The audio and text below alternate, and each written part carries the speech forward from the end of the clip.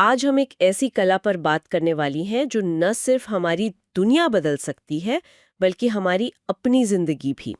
ये कला है मुश्किल से मुश्किल लगने वाली समस्याओं को स्मार्ट तरीके से सुलझाने की। बिल्कुल। हमारे हाथ लगी है डाइटमार स्टर्नार्ड की किताब solve it the mindset and tools of smart problem solvers से जुड़ी कुछ दिलचस्प जानकारी। तो आज हम इस किताब को निचोड़ने की कोशिश करेंगे और देखेंगे कि वो कौन से जरूरी विचार और तरीके हैं जो किसी को भी एक बेहतर प्रॉब्लम सॉल्वर बना सकते हैं। हाँ, और इस किताब का जो सबसे बड़ा आइडिया है वो ये है कि प्रॉब्लम सॉल्विंग कोई जन्मजात हुनर नहीं है। अच्छा। ऐसा नहीं है कि कुछ लोग इसके साथ पैदा होते हैं और बाकी नहीं। इसे सीखा जा सकता है। किताब कहती है कि इसके लिए बस दो चीजें चाहिए।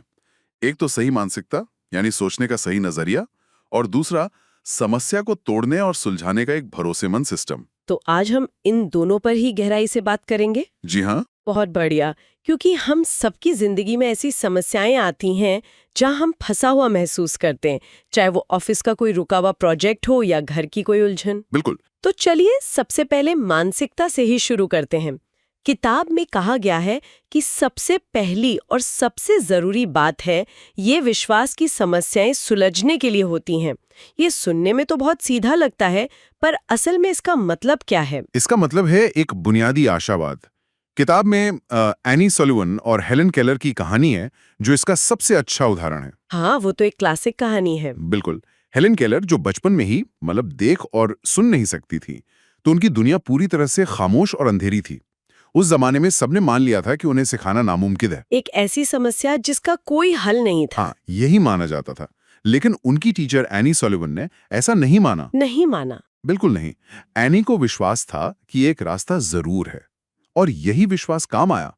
पानी के पंप पर हेलेन के हाथ पर WATER लिखने का वो एक पल, जब हेलेन ने शब्द और चीज के बीच का रिश्ता समझा, वो एक जादुई पल था। वो उस विश्वास की जीत थी। स्मार्ट प्रॉब्लम सॉल्वर्स विक्टिम मानसिकता वाले नहीं होते जो हर चीज के लिए हालात या दूसरों को दोष देते हैं।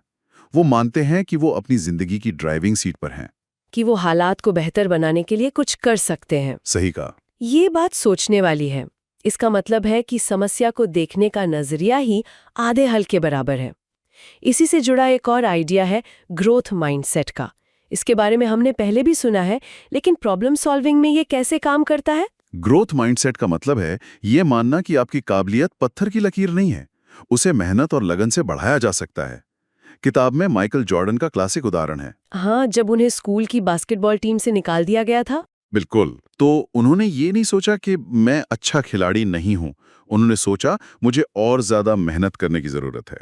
वो नाकामी उनके लिए अंत नहीं, बल्कि एक तरह से शुरुआत बनी।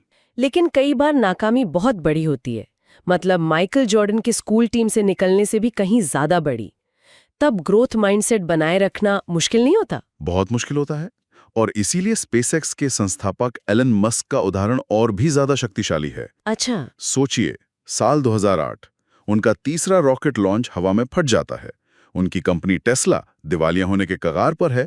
मीडिया उन्हें एक नाकामयाब इंसान घोषित कर चुकी है। उस वक्त तो ज्यादातर लोग हार मान लेते, लेकिन उन्होंने अपनी टीम से कहा, हम सीखेंगे कि क्या गलत हुआ और इससे एक बेहतर रॉकेट बनाएंगे। मैं कभी हार नहीं मानूंगा, और मेरा मतलब है कभी नहीं। कमाल है। तो ग्रोथ माइंडसेट नाकामी को एक डेटा पॉइंट की तरह देखता है, एक फैसले की तरह नहीं। किताब में एक और दिलचस्प बात है उन चीजों पर ध्यान देने जिन्हें हम कंट्रोल कर सकते हैं। रोमन सम्राट मार्कस ऑरेलियस का जिक्र है। हाँ, ये स्टोइक फिलॉसफी का सार है। मार्कस ऑरेलियस ने अपनी जिंदगी में युद्ध, महामारी और निजी त्रासदियों जैसी अनगिनत समस्याओं का सामना किया। उनका मानना था कि हमें अपनी ऊर्जा उन चीजों पर बर्बाद नहीं करनी चाहिए जो हमारे नियंत्रण से बाहर हैं। स्टीफन कोवी इसे सर्कल ऑफ कंसर्न और सर्कल ऑफ इन्फ्लुएंस कहते हैं। हाँ, सर्कल ऑफ कंसर्न में वो सब कुछ है जिसकी हमें चिंता है। दुनिया की अर्थव्यवस्था, मौसम, दूसरे लोग क्या सोचते हैं। और सर्कल ऑफ इन्फ्लुएंस में वो चीजें हैं जिन पर हम असल में कुछ कर सकते हैं। एग्जैक्टली। स्मार्ट प्रॉब्लम सॉल्वर्स अपना सारा ध्यान और ऊर्जा अपने सर्कल ऑफ इन्फ्लुएंस पे लगाते हैं। वे अपने इनपुट पर ध्यान केंद्रित करते हैं, यानी अपने विचारों और कामों पर, न कि सिर्फ नतीजों पर। क्योंकि नतीजे कई बार बाहरी कारकों पर भी निर्भर करते हैं। बिल्कुल। तो अगर कोई प्रोजेक्ट लेट हो रहा है, तो वे इस बात पर चिंता नहीं करते कि क्लाइंट क्या सोचेगा, बल्कि इस पर काम करते हैं कि आज मैं कौन से 3 काम कर सकता हूं जिससे प्रोजेक्ट आगे बढ़े। ये बहुत प्रैक्टिकल सलाह है। अच्छा, मानसिकता का एक और पहलू है जिसके बारे में शायद हम ज्यादा नहीं सोचते, हमारे अचेतन मन यानी अनकॉन्शियस माइंड की शक्ति। हाँ, जैसे आइंस्टाइन को वायलिन बजाते हुए और जेके रोलिंग को ट्रेन का इंतजार करते हुए बड़े आइडियाज आए। ये महज इत्तेफाक है या इसके पीछे कोई विज्ञान है? नहीं, इसके पीछे पूरा विज्ञान है। ये किताब का सबसे मजेदार हिस्सा है। हमारा दिमाग एक आइसबर्ग की तरह है। जो चेतन मन है वो बस ऊपर का छोटा सा हिस्सा है। असली काम तो पानी के नीचे अचेतन मन में चल रहा होता है। जब हम किसी समस्या पर बहुत ज्यादा फोकस करते हैं तो हम एक ही रास्ते पर सोचते रहते हैं। मतलब किसी मुश्किल प्रॉब्लम पर काम करते हुए ब्रेक लेना या कुछ और करना असल में प्रोडक्टिव हो सकता है। ये तो सुनने में बहुत अच्छा लग रहा है। हाँ, एक तरह से जब हम किसी समस्या पर काम करना छोड़कर आराम करते हैं तो हमारा दिमाग काम करना बंद नहीं करता। अच्छा। हमारा अचेतन मन चुपचाप पैटर्न खोजता रहता है, अलग अलग आइडियाज को जोड़ता रहता है, और जब उसे कुछ दिलचस्प मिलता है तो वो हमारे चेतन मन को एक सिग्नल भेजता है, जिसे यूरेका मोमेंट कहते हैं। बिल्कुल। गणितज्ञ ईतांग झांग ने सदियों पुरानी ट्विन प्राइम समस्या का हल तब खोजा जब वे अपने दोस्त के बगीचे में आराम कर रहे थे। तो संदेश यह है कि मेहनत करने के बाद दिमाग को आराम देना भी प्रक्रिया का एक जरूरी हिस्सा है। और मानसिकता का आखिरी हिस्सा है ये समझना कि हमें हर लड़ाई अकेले नहीं लड़नी है। सही बात है।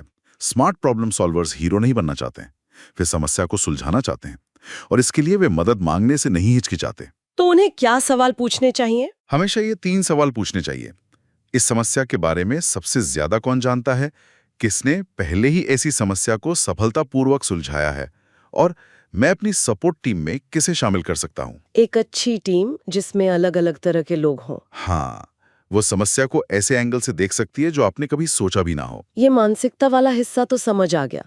आशावादी रहो, नाकामी से सीखो, जो कंट्रोल कर सकते हो उस पर ध्यान दो, दिमाग को आराम दो और मदद मांगो। लेकिन अब आते हैं असल मुद्दे पर। जब कोई समस्या सामने खड़ी हो तो शुरुआत कहाँ से करें?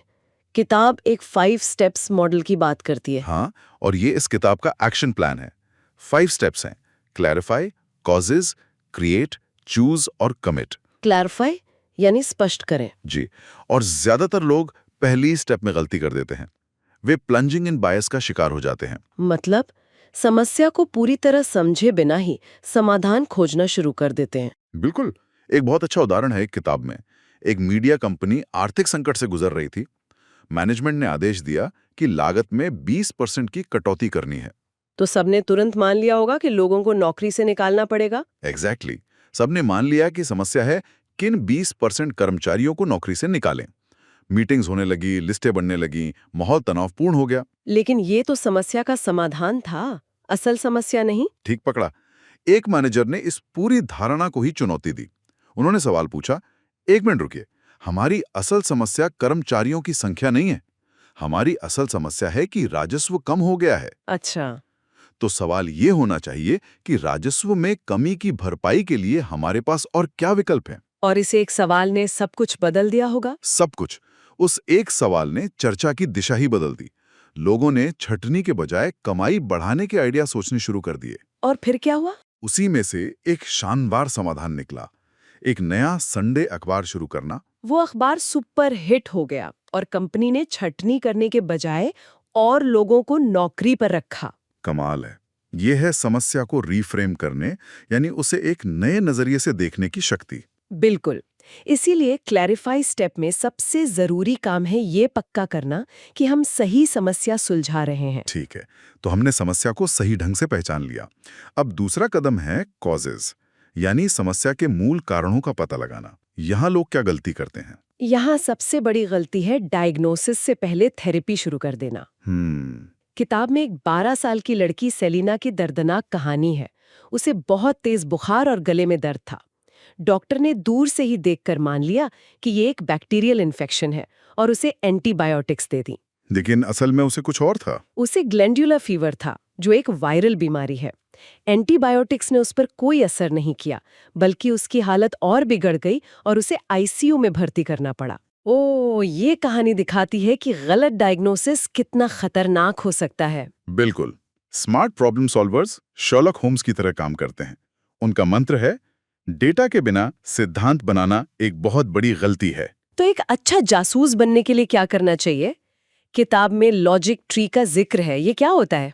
एक लॉजिक ट्री दिमागी नक्शा बनाने जैसा है। आप मुख्य समस्या को सबसे ऊपर लिखते हैं और फिर उसे बड़े हिस्सों में तोड़ते हैं। जैसे? मान लीजिए समस्या है, हमारी वेबसाइट की सेल्स गिर गई हैं। तो लॉजिक ट्री की पहली ब्रांच हो सकती है, क्या वेबसाइट पर लोग कम आ रहे हैं और क्या लोग आ तो रहे हैं पर खरीद नहीं रहे। अच्छा। फिर आप हर ब्रांच को और छोटे हिस्सों में तोड़ते हैं जब तक कि आप जड़ तक न पहुंच जाएं। जैसे लोग कम क्यों आ रहे हैं, क्या विज्ञापन बंद हो गया, क्या सर्च इंजन रैंकिंग गिर गई है। ये आपको अनुमान लगाने से रोकता है और तथ्यों के आधार पर काम करने में मदद करता है। सही कहा, बहुत बढ़िया। तो हमने समस्या को समझ लिया, उसके मूल कारण भी खोज लिए। अब आता है सबसे मजेदार हिस्सा, क्रिएट, यानी समाधान खोजना। हाँ, और यहाँ नियम है, पहले क्वांटिटी फिर क्वालिटी। मतलब इस स्टेज पे हर आइडिया अच्छा आइडिया है। बिल्कुल, इसे डाइवर्जन थिंकिंग कहते हैं। आपको अपने दिमाग के दरवाजे पूरी तरह खोल देने हैं और बिना किसी जजमेंट के ज्यादा से ज्यादा आइडियाज जनरेट करने हैं। किताब में एक छोटी बच्ची की कहानी है ना? हाँ, जैसे दुनिया के नक्शे की एक पहेली दी गई। बड़ों को उसे सुलझाने में घंटों लगते थे, पर उसने मिनटों में कर दिया। कैसे? क्योंकि सब लोग नक्शे के टुकड़ों को जोड़ने की कोशिश कर रहे थे। उस बच्ची ने देखा कि पहेली के दूसरी तरफ एक महिला की तस्वीर बनी है। उसने नक्शे को पलटा और महिला की तस्वीर को जोड़ दिया। और दुनिया का नक्शा अपने आप जुड़ गया। एग्जैक्टली। कभी-कभी समाधान समस्या के ठीक सामने नहीं बल्कि उसके पीछे छिपा होता है। और किताब कहती है कि सबसे अच्छे समाधान अक्सर अपने क्षेत्र के बाहर देखने से मिलते हैं। ये एक बहुत शक्तिशाली विचार है। गुटेनबर्ग ने प्रिंटिंग प्रेस का आइडिया अंगूर से वाइन बनाने वाले प्रेस को देखकर लिया था। अच्छा। हेनरी फोर्ड ने अपनी मशहूर असेंबली लाइन का आइडिया शिकागो के एक कसाई खाने से लिया। और मेरा पसंदीदा उदाहरण, एक अस्पताल अपने मरीजों की सुरक्षा को लेकर परेशान था। तो उन्होंने क्या किया? उन्होंने मदद के लिए फरारी की फॉर्मूला 1 टीम को बुलाया। क्या? फॉर्मूला 1 टीम को? हाँ। क्योंकि दुनिया में पिट स्टॉप से ज्यादा तेजी और सटीकता वाला काम कोई नहीं है। वाह। फेरारी की टीम ने अस्पताल के स्टाफ को सिखाया कि कैसे बिना किसी गलती के तेजी से काम किया जाता है। और इससे अस्पताल की सुरक्षा में जबरदस्त सुधार हुआ होगा। बिल्कुल। कमाल है। मतलब समाधान कहीं भी मिल सकता है, बस नजर खुली रखने की जरूरत है। तो आज की इस पूरी चर्चा को अगर समेटना हो तो सार क्या है? सार ये है कि एक स्मार्ट प्रॉब्लम सॉल्वर बनना सिर्फ कुछ तरीके सीखने के बारे में नहीं है। इसकी शुरुआत एक शक्तिशाली मानसिकता से होती है। ये विश्वास कि हर समस्या का हल है। नाकामी से सीखने की हिम्मत, अपने नियंत्रण की सीमा को समझना और दूसरों से मदद लेने की विनम्रता। और जब उस मानसिकता को एक व्यवस्थित प्रक्रिया के साथ जोड़ा जाता है, यानी पहले समस्या को ठीक से समझना, फिर उसके मूल कारणों की तह तक जाना, फिर खुले दिमाग से समाधान सोचना, और फिर समझदारी से सबसे अच्छे समाधान को चुनना और उसे लागू करने के लिए पूरी तरह से प्रतिबद्ध होना, तो बड़ी से बड़ी चुनौती भी एक अवसर की तरह लगने लगती है। बिल्कुल। ये आपको सिर्फ एक प्रॉब्लम स्पॉटर नहीं बनाता जो सिर्फ समस्याएं ढूंढता रहता है। ये आपको एक प्रॉब्लम सॉल्वर बनाता है, जो समाधान ढूंढता है और दुनिया को थोड़ा बेहतर बनाता है। सही कहा। जाते जाते हम सुनने वालों के लिए एक विचार छोड़ना चाहेंगे। किताब में QWERTY कीबोर्ड का जिक्र है, जिससे हम सब इस्तेमाल करते हैं। इसे 1870 के दशक में टाइपराइटर के लिए बनाया गया था, ताकि लोग बहुत तेजी से टाइप ना कर सकें, क्योंकि इससे पुरानी मशीनों के हैमर जाम हो जाते थे। अच्छा। वो समस्या तो कब की खत्म हो चुकी है, लेकिन हम आज भी उसी धीमे डिजाइन का इस्तेमाल कर रहे हैं। तो सोचने वाली बात यह है कि आपकी जिंदगी या काम में ऐसा कौन सा अदृश्य नियम या धारणा है जिसे आप सिर्फ इसलिए मान रहे हैं क्योंकि चीजें हमेशा से ऐसी ही होती आई हैं। वो कौन सा क्वर्टी कीबोर्ड है जिसे आप रोज इस्तेमाल करते हैं, बिना ये सवाल पूछे कि क्या इससे कोई बेहतर तरीका मौजूद है? क्या होगा अगर आप उस नियम को चुनौती दें?